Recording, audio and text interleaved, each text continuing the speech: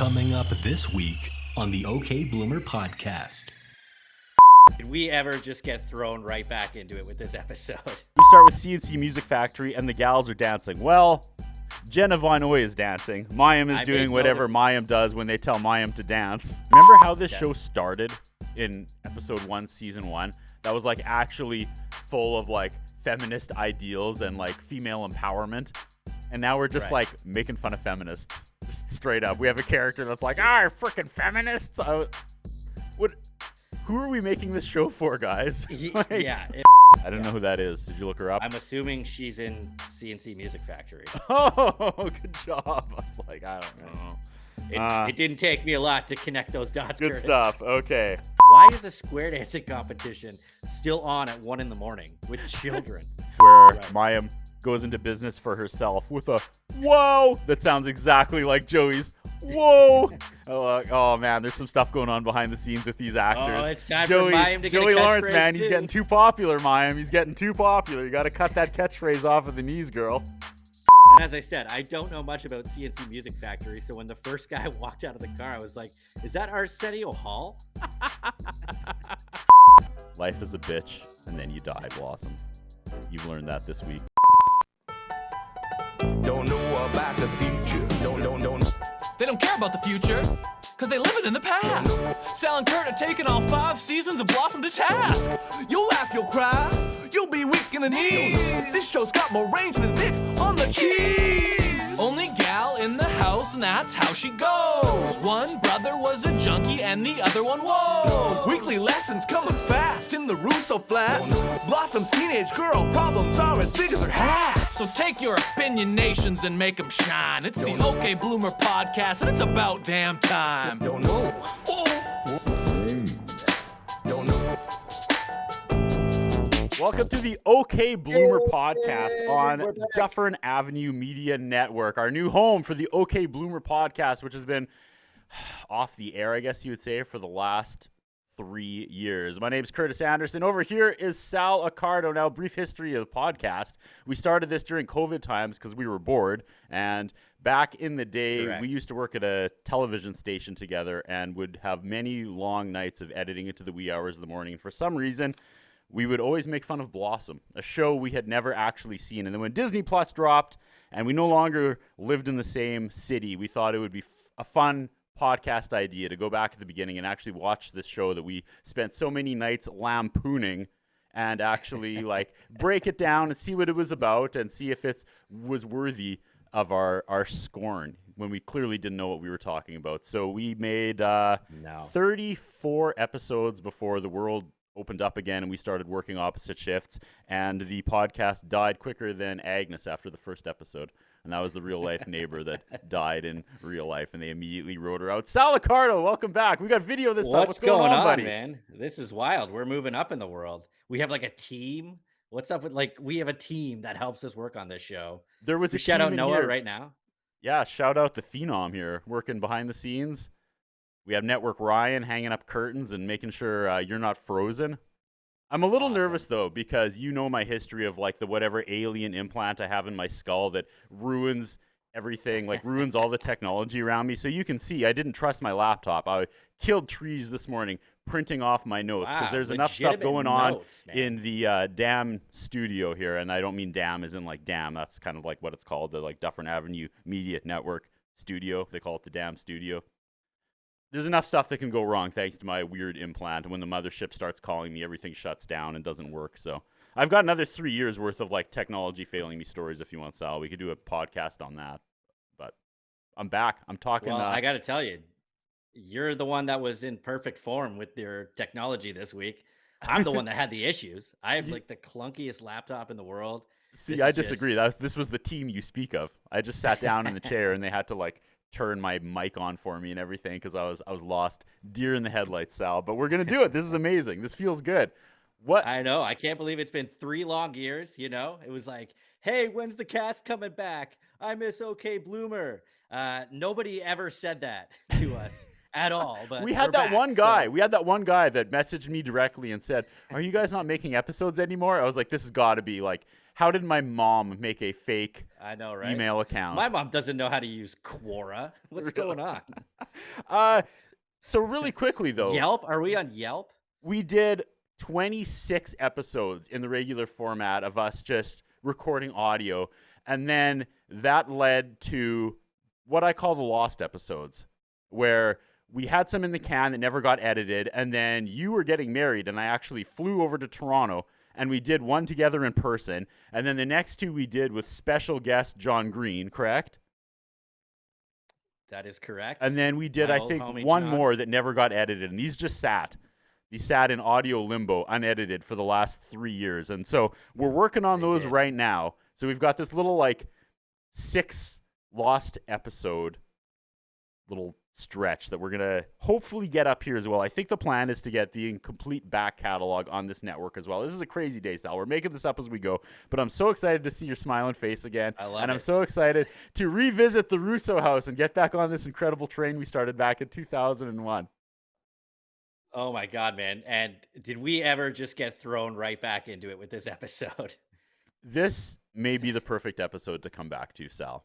I agree. Let's jump into it. So we also have the Phenom, who's kind of like the voice of God that can actually do these reads for us while we sit back and enjoy our beverages. So what do you want? Do you want to give the name of the show, or do you want Phenom to do the whole thing and do the synopsis? This is like where we get to take a break. What do you want? Why don't we let Phenom do it, and then we'll talk about it afterwards. All right, take it away, Phenom. Absolutely. All right, Season 2, Episode 20, You Must Remember This. Disney Plus says Blossom and Six stand in line overnight for tickets to a concert. IMDb says Blossom and Six camp out and get tickets for a C&C Music Factory concert. Anthony cannot understand why his new work partner is giving him the cold shoulder. And TV Database says Blossom and Six wait in line for 15 hours to get tickets to a C&C Music Factory. Joey gets his first babysitting job. Anthony is mystified by a female coworker's hostility. This first released in March 2nd, 1992. Thank you, Phenom. Once again, Awesome. And before, when we did this, you were always the one giving the Disney Plus review, Sal, and I didn't realize it's short because it's like on a streaming service, which made I always wondered why it would always be like 6 words. But yeah, you can't put a paragraph on Disney Plus. Right. I suppose that makes sense, but we used to just rip on them for being Yeah, lazy. for being so harshly lazy. for no reason whatsoever. I did like the terrible framing for IMDb. They camp out and get tickets for a C&C Music Factory. Something, I don't know. There was a bunch of mistakes in one of them. I can't remember which one that made me go, come on. Made me go, It was if you probably will, Sal. IMDb. Okay. Well done. That's how the show opens. But I got to, where I'm watching these episodes now, I feel like mine is all out of order. Did you have the intro first, then the cold open, and then a hard cut to like the first scene with the Too Many Cooks shot? No, I'm not watching it through some like third party like Afghanistan. We don't got to worry streaming about where I'm service. watching it, all right? It's all good. No, But just for it was future cold reference. open, regular open show like usual. I figured that would be the order that would go in. So I will reverse it for the sake of this podcast. But just so trust you you. know, for no reason whatsoever, that's how I'm watching it these days. Amazing. All right, hit Everything's us out with the of cold order, and open, it's very Sal. odd. Let's reacquaint us with the Russo family. Oh, man. Yeah. Where are we here? Yeah. Okay. So this is where I wrote, is this the cold open? So it's zooming out of the TV and the music video for C&C Music Factory. Things that make you go, What'd you think about that? Did that take you back or what?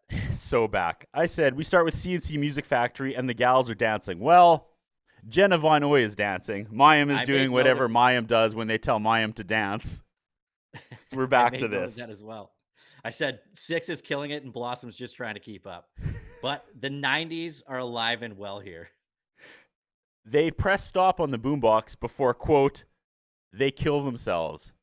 Are they afraid they're going to sweat till they bleed? Very good.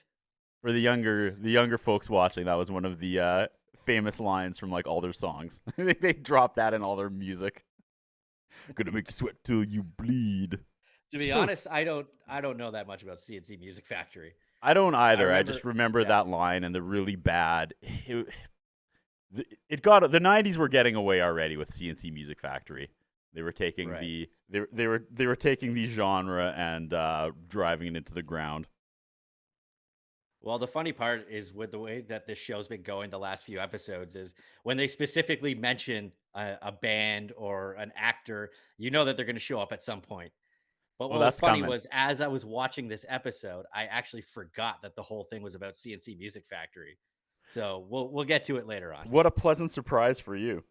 Okay, we jump into the plot. They're afraid to ask Blossom's dad if they can go to the CNC Music Factory concert. And I wrote, is that because they're embarrassed they like CNC Music Factory? Totally. They said that Six said that her mom, or she already told her mom that Nick said it was okay, and that she told Jeff and Greg that they already had the tickets. Jeff and Greg, Blossom said, hot "You told names the for. guys that we had tickets, so there's guys now apparently." So yeah, they've This got is these the guys first that they and last we will hear these characters. they promised tickets to Jeff and Greg, which is, those were the hot boy names in 1991 or 92, Right. right? So, yes, she's lied to her mom saying that Blossom's mom already gave Blossom permission to stand in line all night to get these tickets that they've also promised for Jeff and Greg. And I would like to point out again that in a show where Blossom is famous for wearing stupid hats, once again, no hat for Blossom. Jenna Von Oy, the sixth character, is the one wearing the dumb hat. Like this is one of the bigger Mandela effects that nobody talks about, Yeah, it's very backwards. right? But Blossom comes around. It happens by the end of this episode. Where are we at here? She says, if it's Greg and Jeff we're talking about, if I had to lie, I told them we were the opening act to get them to come. Right. All right. Because Greg and Jeff are big shit, man. They're a big deal. The most I popular boys in the kind of class, I started an imagine. eye roll counter here too, where it just cuts to Blossom rolling her eyes because that happens a lot throughout this series. We laugh at the fact that they're going on and on about Jeff and Greg, but with this show, there's a good chance that suddenly Tobey Maguire is going to show up playing Jeff, because they had That's all true. these extras that were yet to make it big show up in the first season. That And caused Tobey me to Maguire was Leonardo one of them. DiCaprio every 5 minutes. Yeah, so then Blossom's nervous about telling Nick about it, and then Six gives her this big sports pep talk. And she says, I don't know if I could talk to my dad, but I sure feel like I could kick the crap out of Notre Dame.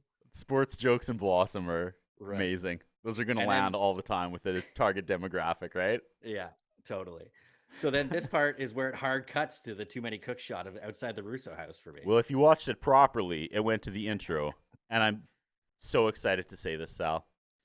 Let's It do asks I've been if I want to skip the intro, and I do not, because it's one of the greatest opening songs ever. We and I are have to so say that back. We are so back. I gotta say that every time we record. I will never skip the intro. I didn't Right. track what she was wearing when she did her flip, because that's their Simpsons thing. Instead of Bart writing something different on the chalkboard each time, she does this really awkward front flip, crotch first into the camera, and she wears one of three outfits. It's the second last shot, and then she pops up all smiley. I think they gave up on this trope altogether. Yeah, I think we gave up on this trope altogether too, because I was like, I don't feel like we're turning a new leaf, and I don't really care what she's. One of the things we actually did talk about though is she was wearing Dead Agnes's sweater. Remember, she was wearing that old lady sweater in one of them, and then Oh, another that's one right, she was yeah. wearing Rocky Mayavia's Aztec arrows. I don't know. I'm done. We're moving on. We're not I doing can't that wait till we anymore. get to the next season with that intro. Where I- they're all I did have all that the characters are in question. it.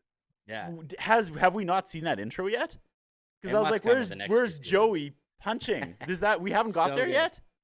And We she's have not. dancing on the piano. I remember that so vividly, but I don't know why I remember that. Yeah, all I said about this intro is just I miss this, man. Yeah, right. I'll put this theme song up against any of the great theme songs from this era. 100%. And in my head, Dr. Teeth from the Muppets is the one singing it. He'd have to be. He'd have Right? to be based off Dr. John. It's too bad we didn't. He didn't ever do a collab with He those two should've. characters, right? Character. I'm calling Dr. John a character. Sorry. Music. It's kind of a character, Okay. Dr. John. All right, let's go back to you. Too many cooks shot. Where are we going, Sal? We're outside the Russo house. All the guys are in the kitchen. So all the characters are back. It obviously feels like a long time since we've seen them. Anthony's going on about a new female coworker that's being really cold to him. And I put, Joey already has a boner under the table. And we get a whoa 2 minutes and 3 seconds into the episode. Yeah. Talk about whistling while you work. And I was like, I don't fully get it, but I'm already laughing. Yeah. And you didn't have to explain about Joey's physical predicament. You just assume that's always happening when you see this character, right? Supervising producer, Judith D. Allison. Do you remember this? Oh, yeah. This zany cast? Yeah. Judith D. Allison is back. Supervising producer, Bill Richmond, which is also Buzz's last name, like the character, right? Isn't it Buzz Richmond? That's right. Okay. That's our guy, Bill Richmond. Yeah. I don't know. Yeah, so I Anthony's didn't got a clock new... any of this. I know that was on you. Yeah, it's all good. So Anthony's new partner is a girl, yeah, and Joey says, talk about whistling while you work. You already said that joke. And I wrote, I can't tell if I like or hate that joke. Producers, Josh Goldstein and Jonathan Prince are back. Sweet Prince returns. So here we go. I forgot this style of writing that doesn't exist anymore. Okay, let's track this. Anthony doesn't know why his new partner doesn't like him. And Joey goes, did you stare at her boobs? And he goes, no, Joey. But there's like children's laughter in the studio. It was like kids laughing at that joke. And I've got my hands on my head as it just continues. Like I'm uncomfortable. I'm very uncomfortable. I said, well, at least those kids will have to leave the studio audience when the Buzz character comes on set, because I'm pretty sure the actual actor himself can't be within 100 feet of children. Anyway, he didn't stare at her boobs or her butt, and Joey says, well, that's the problem. She doesn't think you're interested. And we get a close-up of Nick Russo. Nick doing an eye roll. Doing the eye roll. Yes, There's Nick, the second one in like less than a minute and a half. Nick, who always treats his ladies with class and respect, if I remember correctly, especially the ones of Irish descent. Shout out Eileen McCafferty, his one-night stand he never called back. That was a thing. That is a classic character that we are never going to stop bringing up. No, because we have to like reintroduce the new viewers and listeners to I also our think ongoing. That's probably the first. I also think that's probably the first episode that divided us clearly. It was a wild ride, that one. It was, yeah. Then Tony says she doesn't hate me for any other reason than I exist. And here comes Buzz. I missed a good joke. Buzz. Sorry, Sal. Press pause. I was really proud of this. All right. I actually wrote, for those of you tuning in for the first time, in a previous episode, Nick hooked up with an Irish lady named Eileen McCafferty, and then Lady Isabelled her. Lady Isabel, Sal, is a famous Irish ghost. Continue. I'm sorry. I wanted to get that in. I was really proud of that. I'm so glad you did. So Tony says she doesn't hate me for any other reason than that I exist. And this is where Buzz comes in going, a feminist. And then Buzz makes a joke about getting beat up by a girl for over a year. And Tony says, oh, why'd you stay so long? He goes, it was in kindergarten. And that was a record scratch for me.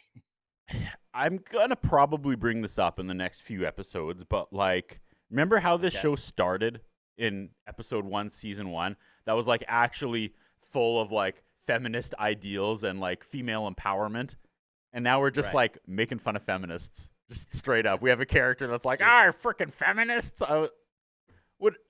Who are we making this show for, guys? Like, it was. Who's the audience? And there's children laughing at boob jokes. Like, this is, I don't know. I can't really remember where we left off. I more remember like the first season.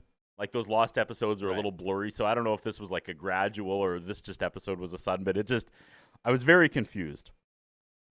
It's like they were trying to make the jokes for the older brother or something, but it's right. It's odd, but that's basically Buzz's character. And especially in this episode, that's his entire role. It's just coming in with those dumb old man quips. But I mean, I guess it's better than him hooking up with ladies, because I don't want to see that anymore. The next few minutes, it was very like sitcom-y joke and interaction. Yeah, I agreed. I remembered. See, I don't remember the show being cut like a typical sitcom, but it was like reaction to the laugh track back to them, and the pacing felt weird from what I was used to, unless I'm completely remembering wrong. But it was written by Eve Needleman. Here we go. Eve Needleman making an anti-feminist joke apparently right out of the gates. Bold move, Eve. Way to go, Eve. Right? And I also So what's mentioned Joey that. doing this episode? What's his story? Pardon me? What's Joey's story this episode? Well, before we get into that, I said Joey and Buzz are having their own personal contest of who can dress the worst on set today. But all right, Sal, Six and Blossom come in with their sleeping bags. Yeah, before that, Joey explains that he's babysitting tonight for $5 an hour.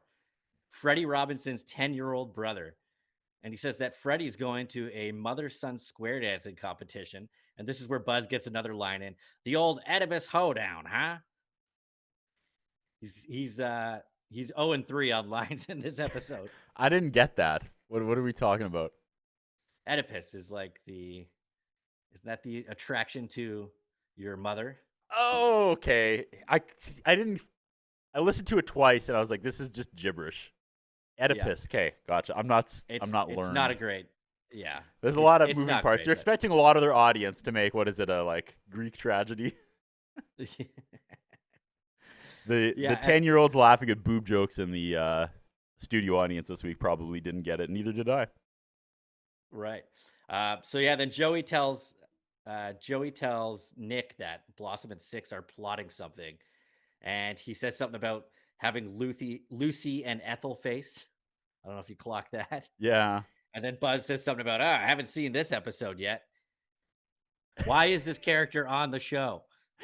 I did like how he just popped up from below the cupboards when he made that feminist joke. It was like we had not seen him yet, and suddenly it was just like Buzz just like rises up. Oh God, there he is. Pops up like Rey Mysterio Jr. from the floor. Booyaka! So in walks Six and Blossom, right? They've got their sleeping bags under their arms. Something is up. CNC Music Factory concert tickets go on sale, and they want to stand in line all night.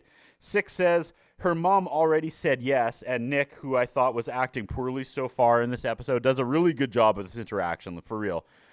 And he's like, yeah, I just talked to your mom on the phone, Six, and apparently I already said yes. And then he says, since I've already given you my permission, I've decided to go along with myself. And this is where the Nick character, like Ted Wyss? Yeah. He only, like that. his best acting is when he's like being nice and interacting with Blossom. Right. That's the only time, like that's the only thing that works for this character. When he's not in that dynamic of him being nice to his daughter, it's the most clunky, unevenly written character. But this was good. I thought he did a really good job with this scene of like, I caught you in a lie, but I'm a cool dad, and you know what? That's fine. I get it. You know?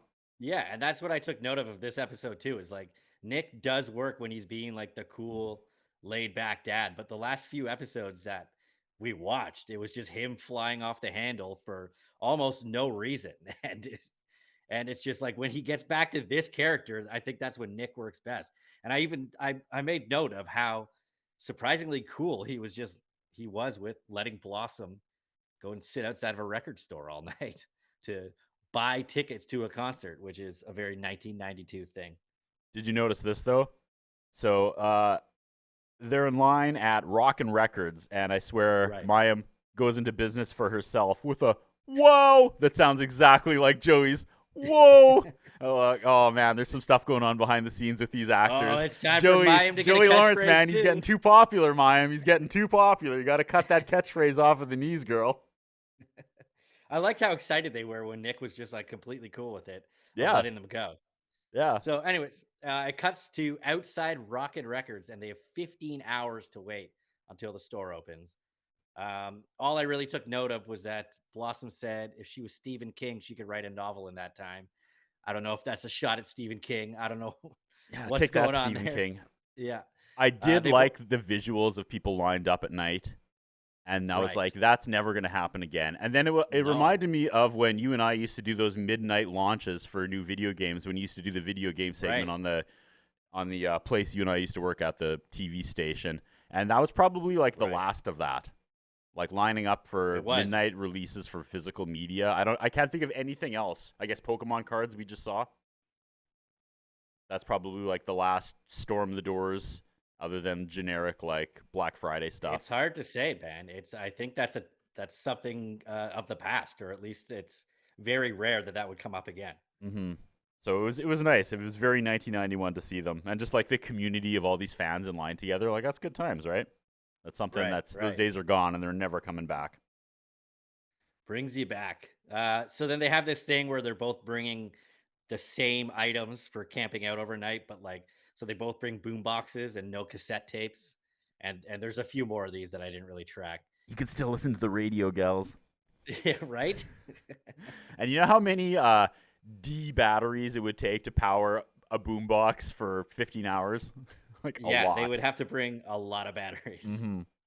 They talk about, was it Zekma Davis? I clocked Zelma. Zelma Davis. I don't know who that is. Did you look her up? I'm assuming she's in CNC Music Factory. Oh, good job. I was like, I don't know. It didn't take me a lot to connect those dots. Good Curtis. stuff. Okay. Blossom says it would suck to be stuck with a stupid name. And then we hard cut to 6. And they almost like wink at the camera here. But it was a wasted reaction. Yeah, like 6 could have Yeah. literally just spiked the camera and it would have been funny. I can't remember. She just said, "Tell me about it," which was dumb. I don't know. I was like a completely wasted joke. It could have been like really smart, you know, if they broke the fourth wall. It was like, oh, could you imagine having a dumb name and having her be like, but she was just like, "Tell me about it," and that was it. They moved on. Yeah. Pretty much And anything else would have been funnier. I think that was the end of the scene. I think it just cut out there too, and I was like, "All right, I guess that was a joke." Well, they talk about names. Was that later? Because she says Blossom would be a good Joan, and no, this was here. She names a bunch of Joans, including Saskatoon's own Joni Mitchell, who went to one semester of high school here and then left and found our city, quote, racist, and asked for her school supplies back. And we didn't give them back. Instead, we put them in a museum to honor her that she didn't really want. And then we made her a promenade, and named it after her. Go Joni Mitchell. But she's forgiven us since then. She's all about Saskatoon. But yeah, that's what happened after you left, Sal. And I went on social media one day, an entire day, and fought with everybody about how Gene Simmons' wife, Shannon Tweed, who is actually from Saskatoon and takes her clothes off in every single movie she's been in, should have the promenade. And then at the end of the day, after everyone was mad at me, I said, I got to be honest, folks, I don't even know what a promenade is. It was one of my finer moments. Good memory, Sal. That's a very Curtis Anderson thing to do. Right? That's maybe the most Curtis Anderson-ish thing. Anyway, they mentioned a whole bunch of Joans that Blossom thinks suck, and they missed Joan Jett. I was like, that's the only... Oh, yeah. Joan Jett's awesome. But they're like, it could be Joan Rivers and Joni Mitchell. Joan Baez, Joan Claude Keeley. And she's just pouring cold water over all those Joans. That's all I was Joan paying Jett's like the attention to coolest girl in the world. No, can't do it. Yeah, the only thing I was paying attention to was the old-ass thermos that she had. We got too many cooks the night edition, Sal. That's right. Yeah. There's a knock at the door. Joey answers. Deborah Jo Rupp is back. It's the plumber. Remember? I know, right? Her name's Mrs. Robinson, and she hands Joey a baby. And the kid that he told he would babysit told him it was a 10-year-old brother instead of a 10-month-old brother. I thought the kid's reaction was pretty funny despite having no lines here. I thought Joey Lawrence was really good here. Like, he wasn't overacting in front of her. He wasn't like, whoa, baby, oh. He was like what you'd expect of like the over-the-top character that they usually ask him to go to. But he was like keeping it cool while you could see he was like freaking out in his head. And then when he's hugging the baby, I said, I can't tell where Joey's loud shirt ends and the baby's jumper begins because they were the same color. I did not clock that. I clocked the crowd. I clocked the crowd going, "Ah," when he was holding the baby, and I felt like we'll get more into it later on, but like I think they knew that they had something with the Joey character here, and they were just using this as a storyline to make him more likable. Yeah, that's all that this storyline felt like. Well, we'll get to that in the next scene, but I think this is the tail end of that. Nick asks Joey if he even knows how to change a baby, And Joey goes, I think she wants the same one back. And I said, that's actually a really funny joke. Like, that actually almost made me spit my coffee out. They're finding the line with the Joey character in this episode perfectly. But yeah, we'll get to, you're onto something. We'll get to that in the following scene here. Well, it happens at the end of this scene where Nick leaves and Joey's trying to get the baby to stop crying. And he starts singing Stevie Wonder's My Sherry Amore. And I think this is the first time Joey sings on the show. And it is, I was like, goddamn perfect. I know. I was He like, is man, on key. This guy is so talented. And it's like, I just wondered, why did he never amount to anything? We've talked about this in former episodes. It's like, there's 600 Marvel characters. You don't think Joey Lawrence could have got one and actually have this guy like make millions of money on the tail end of his career? Like, he's earned it. He's probably kept himself in amazing shape. He's got like a way more range than these. I don't know.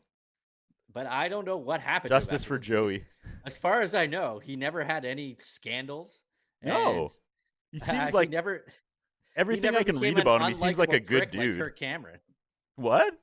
I said he never became an unlikable prick like Kirk Cameron. So like, well, yeah, I don't know what his deal is. Kirk Cameron just doesn't want to be left behind, right? Actually, the scene does go a little long. Yeah, because he's singing Stevie Wonder. And I said, this is his, like, Tatiana Ali moment. Like, remember Fresh Prince that one time where she got mad and then she just got up on stage and started singing Respect? And it was the most, like, gratuitous. We need you to know that Tatiana Ali can sing, okay? Just we need you guys to know that. Like, her rep or whatever was like, we need to showcase her singing because she's going to try to branch off after this show ends. And I felt like that was kind of what's going on with Joey, was the people are like, we have struck gold with this character, like this actor. Yeah. Not only is he out acting everyone in this show, dude can sing, he's good looking. Like this is the jump off point for Joey Lawrence, and it should have been, right? And then I felt really bad for him because he knocks this song out of the park, and then it ends. The studio audience doesn't clap, they don't cheer. It just there's nothing. There's no like joke to get out of the. Get out of the look scene, how there's like freaking talented this guy is suddenly, and it's just nothing. I don't know if they like. That was clearly. I swear, Blossom and Joey's agents, like Mayim's, were fighting backstage because she's like, "This is not the Joey Lawrence show," and they were making it into the Joey Lawrence show. Lots of stuff going on here. Next scene, Tony walks into the kitchen. Nick's there making sandwiches. Tony says, "Dad, it's 1:00 in the morning. Why are you making sandwiches? I thought you quit smoking dope." And the crowd ate this up. Oh, yeah. Crowd full of potheads that stumbled into the Blossom taping after they ushered the kids out. They thought that joke landed hard. They're like, I too eat bologna at 1 a.m. when I'm high. Relatable. The only question I had about this scene was I could only think about the square dancing competition. And I was like, why is a square dancing competition still on at 1 a.m. with children? That's a great question. That was my only question for this I never scene. even thought about that, yeah. It's a 24-hour thing. It's like that episode of Always Sunny where it's like the last one's dancing wins dance something. Competition. Maybe. Yeah. So Nick's going to drop food off for the girls. And then so he's making sandwiches to drop it off to the girls. He promises that he's not checking up on them, but like even so, I think he's still being like cool dad in this episode. Yeah, no. You know what I mean? Your like 15-year-old daughter is sitting outside of a record store, and we'll get into the whole scene of it later on, but it's next to a biker bar. Did you clock that? I did clock that. This is the best Nick character. It works when he does this. Great. Yeah. You're okay, totally Sal. Right. What did you think here? Anthony's like, well, Ellen, his mean ambulance partner, is going to come over. And I was like, okay, pause. 1992, which cameo are we going to get? And I was trying to think of like girls in 1992 on sitcoms who play mean characters. The only thing I could come up with was like the daughter in Roseanne, because wasn't the black-haired lady kind of angry all the time? So I thought that's what they were going to go. They were going to bring a pre-existing character that is known for being mean, and then everyone was going to clap when she came in, and we didn't get that at all. No, but you were on the right track with that for sure. Mm-hmm. But I think it worked because we got Leah Remini. Go for it. Sorry, this whole dynamic was hilarious when she came in and she was like friendly to Nick, but like a total dick to Tony. She played walks it in though, and one guy in the audience catcalled her. Did you hear that? What I the did hear audience that. like people kind of cheered, and then one guy's like, "Oh yeah!" And I was like, "Read the room, bro." This isn't Married with Children. Right? She was like berating her husband. She's like, "I don't know if this audience is gonna know who I am. You have to scream so loud, Henry. When I walk in, you need to go crazy for me, okay? Or it's couch time for you." Is literally what Were they happened. expecting to ride off the success of Saved by the Bell or something like that? Because what else would she have been in around this time? That's the She only thing I was can the think of. future King of Queens mom, right? Yeah, but that was later on. Yeah, yeah. This Yeah, is- I don't know. Was I she on looked Saved her by up. the Bell at this time? That She was what on she- those episodes where they worked at the beach. Oh, okay, that may have been it. Yeah. I didn't know if she was like, because there was like 100 people on just the 10 of us. Thought maybe she was there because I feel like she was probably on some show that the network She was was running one at of the the same 10 time. of us. Yeah, one of the 10 of us. She was the 11th. Yeah. So Yep. she was super nice to Nick and very cold to Anthony. And then Nick says he's leaving with the sandwiches to bring to the girls. And then Tony's like, the acting, like, don't leave me alone with this girl. And I thought she was going to stab him with the knife that they were making sandwiches with. To be continued with that amazing side story. Yeah, we'll Upstairs, put a pin in it. Joey's still singing to the baby. He's still harmonizing. He's still on key. It's incredible. But then he starts singing about taking the baby to a nudie show. And then he kisses Right. the baby on the forehead. And finally, the crowd goes, "Oh." Yeah. Nice And it was moment. like a 30-second scene. And that was the entire point of it, was just to hear him singing again. No Mhm. joke at the end, nothing. We go back in line, Sal. This was funny. They Six lights up a smoke just out of nowhere. Yeah. That's the good. They have kept the fact that all this random stuff happens that normally would be the focus of the sitcom episode, and it never is in Blossom. You know that? Like that was Right. always a running Yeah. theme where you're like, "Hey, this is what the episode is going to be about," but it never is. And here we Right. go again. I was fully expecting this to be the big scene that like blows Yeah. up and where Blossom gets in trouble and learns her lesson. Yeah, And this is where I forgot that the whole episode was about CNC Music Factory. So Six lights up a smoke to fit in with the older people in line. She's not going to smoke Right. it. She just wants to like wave it around. And Blossom's like, "Okay, give me one too." So they're lighting them, and then you hear "Hello, girls," and they look up, and Nick's standing there with the bologna sandwiches. And I was like, "Oh shit, here we go. They're in trouble. They're not going to This be is allowed to it. see CNC Yeah. Music Factory. You know, now he's going to like expose that they lied, and it's all going to come crashing down on these girls, and that's the lesson." Nope. Nick's cool, Dad. He's like, "I believe you weren't going to smoke. Here's some sandwiches." Yeah, he was like, just don't let me catch you doing that again. I'll trade you these sandwiches for the cigarettes. And he said, everybody looks tough with salami on rye in their mouth. And again, well, as we've talked about this whole episode, this is the best dynamic between Nick and Blossom. Because again, it's Agreed. believable. I'm like, this is a cool dad that trusts his daughter because his daughter doesn't ever do anything wrong. So it's not like it's believable that Blossom and Six are going to suddenly like light up for real, right? And he Right, trusts her, and that's right. really good. It's really weird when they're at odds, when the writers try to make Nick and Blossom like fight. It Right. never lands. It never feels natural. Yeah, you're right, because this episode fully worked. And then there's kind of an awkward silence after Nick leaves, and then Six says, I've run out of things to say. I don't know. Did they stick the landing on that scene? I don't know where else you go with it, but yeah. Yeah. Six hadn't been overly talkative, though, in this episode. I think you're just Right. taken into consideration. You remember that that's her thing, is that she never shuts up. So, I mean, that's kind of Fair funny. Maybe, I feel like there was probably a bunch of scenes they had to cut for time where she was doing her Six thing and talking a mile a minute and not shutting up. Yeah, So, because they got to save 6 minutes at the end for that CNC Music Factory cameo. oh, just you wait. So, Anthony Sal is trying to get to the bottom of why Ellen hates him. Right. And he's giving her reasons of why girls love him, and one of his reasons is that he's not afraid to buy tampons. Yeah. He says he believes women should have equal rights. He has a great respect for motherhood, and he would go to the store to buy his girlfriend feminine products. Yeah, cool, bro. What an Awesome. ally. Yeah. I laughed at the next part where he said, "You're an intelligent, albeit incredibly hostile woman."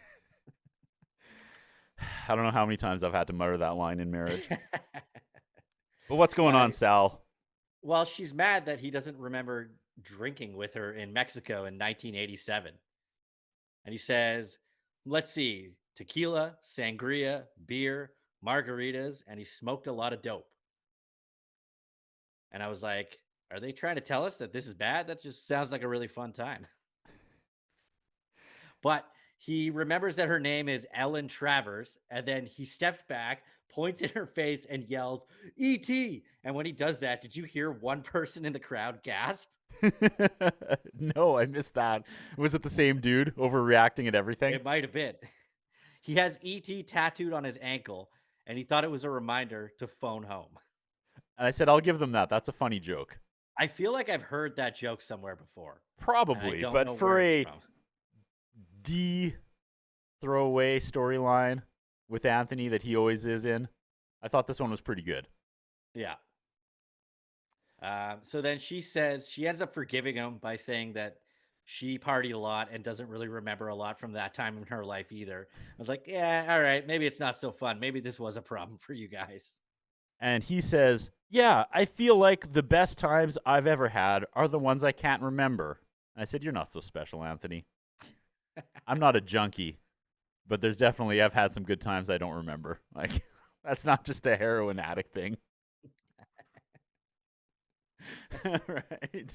So then the scene ends when he holds up his wrist and he says, do you know anyone with the initials JB? Thoughts on that? Stuck They're the not landing. sticking. That's fine. It's okay. All right, where are we at here? Oh, and then I said, well, and then suddenly former world champion in the WWE, Justin Bradshaw, runs in the kitchen and gives Anthony the clothesline from hell. But that joke is just for you. Isn't it And John then I have an Bradshaw? asterisk that says probably don't read that one out loud. There we go. So Joey made, what was it, $56? You would have been correct. Something like that. Something like that. But the timeline's all off because he says that they picked Buster up at 1 a.m. Yeah. And previously Nick was in the kitchen at 1 a.m. making sandwiches. I'm calling continuity BS on this. Someone got fired. Yeah, but the whole thing of Joey giving Nick the fatherly advice here, I thought was pretty funny, and it worked for their characters as well. Yeah. He's telling Nick that he doesn't know. Nick, he's implying that Nick doesn't know what it's like to take care of a baby, while Nick is a father of 3. And I said, well, hold up. Remember, Nick is also a deadbeat musician, so he's probably never actually there when the kids were young, helping raise them. So Joey's actually on point with that one. So he actually might be teaching him something here. Yeah. All right, we go back in line. The store, Sal, this is my favorite part. Okay, can I take this? The store Take it away. is issuing priority bracelets now that the Yeah. tickets are on sale. So the lineup means nothing. You get randomly assigned bracelets, and that's the order you can get tickets. The ladies got screwed. Their bracelets are in the 200s and 300s. I'm missing a page, but this is exactly where I pressed pause, Sal, and I leaned back and I said, okay, here we go. Limo pulls up. Hey, we're CNC Music Factory. We're lost to the venue. Can you help us find the Rogers Place? Yeah, you know how like the band shows up to when tickets go on sale at 8:00 in the morning. Totally. We're late to our gig. Can you girls give us directions? And then I pressed unpause, and that's pretty much what happened, Sal. I was very proud of myself. Yeah. I totally forgot that CNC Music Factory were going to be a part of it up to this point. And when the limo pulled up, I was like, oh, right, here we go. And as I said, I don't know much about CNC Music Factory. So when the first guy walked out of the car, I was like, is that Arsenio Hall? But no, it was CNC Music Factory.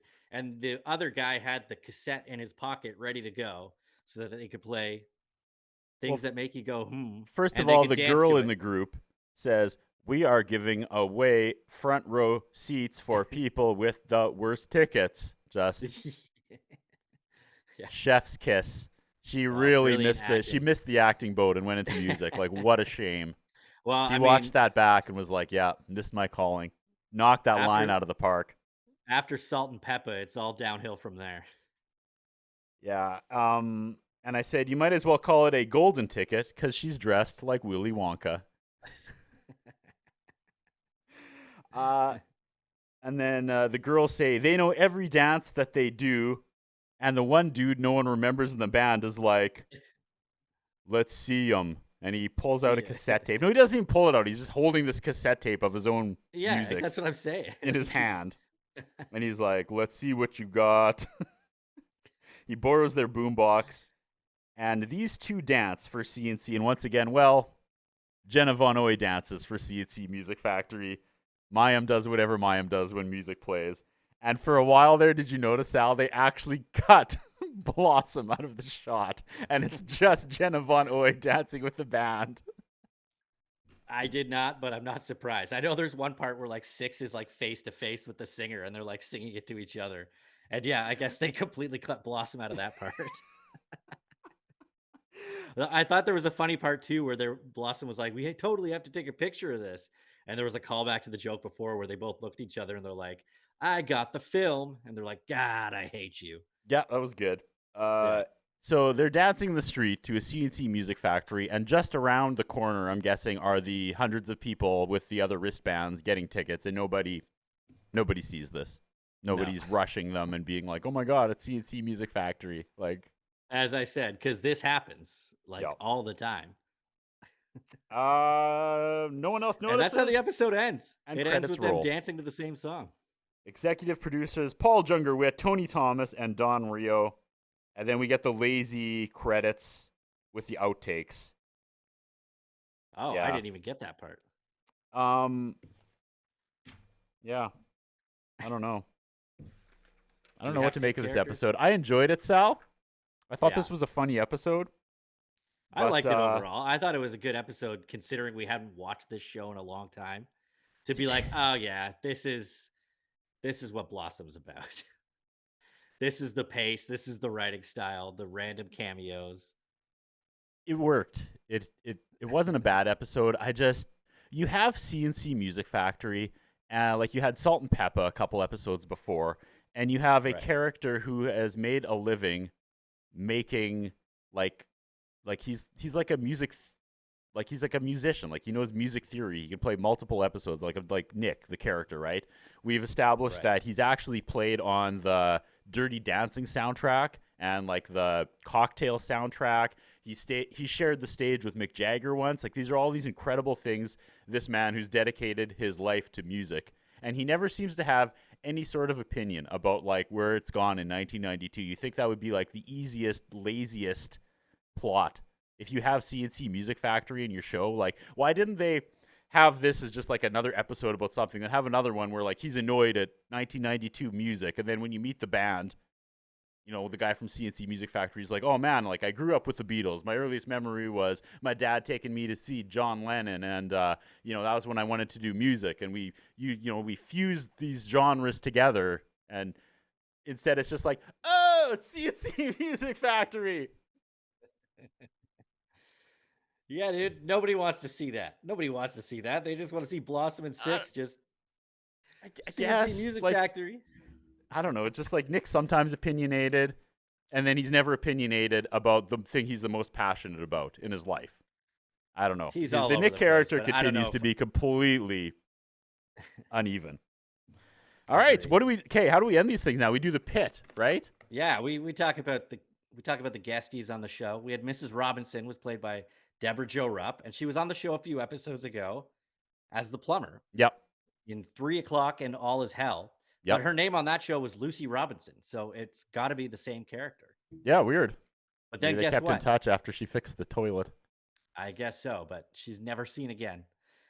Oh, so Lucy she's Robinson. officially in the pit? She's in the pit. She That's went it off to for do her. that 70s show years later. I guess so. Then we had Leah Remini as Ellen, and I thought where they were going with this was that there was going to be like a ongoing, like kind of relationship with Tony going forward, but nope. Only episode. She's in the pit. Yeah. Is that it for pit? That's it for pit. We usually did like the acting award. Like we gave one character, one actor, actress, thumbs up, thumbs down. Thumbs up, easily Joey Lawrence once again. Yeah. He is agreed. playing, I think I used this last time I was on this set. He is playing chess while everyone else is playing checkers on this show. He is so far above the other actors he's sharing the stage with, and it's each episode the divide gets bigger, I feel. Big shout out to Joey Lawrence. I won't disagree with you there. I didn't think anyone was like bad of acting. I guess the CNC Music Factory. It's no slight on anyone else except for CNC Music Factory. My last note for this episode was Bernard Hughes is Buzz Richmond, and look at his IMDb picture. Just look at it. Is it bad news? It's hilarious. No, Do I have to look at it now? I don't know. You don't have to. Okay. I'll look at it later. Trust me, I'm laughing in the future. All right. I think we should do we want to do this new thing where do we want to look ahead to the next one before we wrap up with what we learned this week, which is going to be the new way we end this show? Should we look ahead to the next one first? No, why don't you wrap up with what you learned this week, and then we'll just say what the next one is. Okay, so we'll bring the music in and out. Can we get some reflective music, please, Phenom? Absolutely. All right. This is wild. Here we have, what was this show called again, Sal? Blossom? You must remember this. Here is my takeaway from this episode, and I'm touching back to the Anthony storyline, okay? Here's what I learned. If a woman is being standoffish to you for what you think is no reason, it's probably because you banged her when you were drunk and high and forgot about it. Sal, any takeaway from this? That's yeah, I agree. What did you learn from this episode, Sal? It's a good takeaway. I learned that if there's a band that Blossom and Six are going to see, they will more than likely show up in the episode in some forced cameo. Like, I guess Salt and Peppa showing up to a garage sale. I guess the other... Yet somehow this felt more random. I guess the other actual life lesson could be that you can do everything right. You can prepare. You can get the proper permission. You can stand in line. And life will still screw you. Right. Life is a bitch, and then you die, Blossom. You've learned that this week, standing in line for those concert tickets. All right. Song's over. Where are we going next, Sal? Take it. It's all you. My notes are done. Next week. I think Phenom's got it. Phenom, do you have what's coming up next week? You can kill the music. All timey. I'm sorry I had nothing to add to that segment. That's okay. I forgot that's what we were doing. So This is the pilot of the new way we're doing this. Where are we going next? Next episode. Next up is Season 2, Episode 21, House Guests. Love it. What do we like? Can't Fade to wait. black We're now? back. What do we do? How do we end this?